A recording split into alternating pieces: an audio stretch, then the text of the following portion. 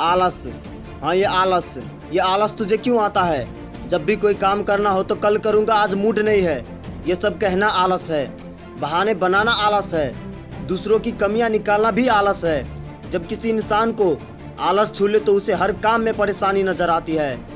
पर जब भी कोई इंसान को आलस से मुक्ति हो जाए तो वो मुश्किल से भी मुश्किल भरा काम मज़े से करने लगता है।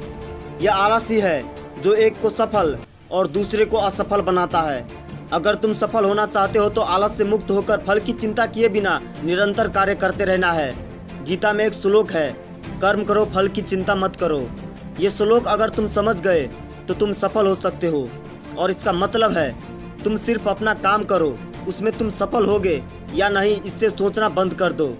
क्योंकि तुम अगर ऐसा सोचते हो तो तुम अपने काम में 100% कभी नहीं दे सकते और यही कारण है कि तुम सफल नहीं हो सकते। और दूसरी बात, ये फल की चिंता ही तुम्हारे अंदर उस आलस को जन्म देता है। जैसे कि तुमने अगर ये सोचा कि मैं सफल नहीं हुआ तो क्या होगा, इसलिए तुम काम करना छोड़ देते हो।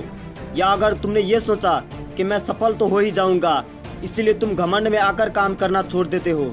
और यही कारण है तुम्हारे अंदर जन्म होता है उस राक्षस आलस का। वो आलस जिसके कारण आज हजारों लाखों नहीं बल्कि करोड़ों इंसान असफल हो चुके हैं।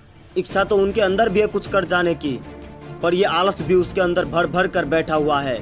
और इसी कारण से वो सभी लोग सिस्टम और कॉर्पोरेट इंडस्ट्री के गुलाम बनकर रह चुके हैं। और ये आलस आज तुम्हारे अंदर प्रवेश करे, तुम पर हावी हो, इससे पहले निकाल फेंको इस आलस को और मेहनत करो, संघर्ष करो। क्योंकि यही दो रास्ते हैं जिससे तुम उस राक्षस आलस का वध कर सकते हो, उसे मार सकते हो और स्वयं पर विजय पा सकते हो। तुम्हें क्या लगता है ये आलस सिर्फ तुम्हें ही सताने आता है या फिर कुछ लोगों को ही सताता है? ऐसा कुछ भी नहीं होता।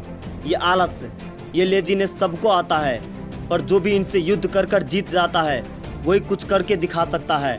अगर किसी इंसान को एक बार आलस का आदत बन जाए तो वो इंसान कंफर्ट जोन के ऐसे बंधन में बन जाता है जिसे वो स्वयं तोड़ नहीं सकता। और वही कंफर्ट जोन उसे दिन प्रतिदिन कमज़ोर करते रहता है। अगर तुम आलस को तोड़ना चाहते हो तो मेहनत करो, बेहिसाब मेहनत करो, अपने वक्त और हालात को स्वयं परिवर्तन करो। अगर तुम्हें कभी भी आलस आए तो खुद को छुरा कर उससे और झोंक देना अपने आप को संघर्ष की उस आग में। क्योंकि तुम सोना हो, तुम जितना तपोगे उतना ही चमकोगे। तुम खुद ही सोचो, कहानी में, कथा में, हकीकत में या फिल्म में हमेशा ही बुरे वक्त, बुरे हालात हीरो को ही क्यों आते हैं? फिर भी वो अपनी मेहनत से, अपनी संघर्ष से जीत कर दिखाता है। चाणक्य कहते हैं कि किस्मत में हमें कुछ पाना ना भी लिखा हो तो भी प्रयास करना नहीं छोड़ना चाहिए। क्या पता उसी किस्मत में लिखा हो कि तुम प्रयास से सब कुछ पा सकते हो।